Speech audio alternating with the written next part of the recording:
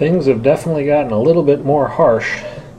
This is the outside of Tropical Storm Ernesto. I guess it's a depression now, but it's mixing with a storm coming in from the Midwest and causing quite a bit of rain and wind. My seawall is taking a battering. We haven't crested like we did in Isabel, but tide's yet to come in, and as you can see, the water's already starting to splash through. It's going to be a long day. It's going to be a long day.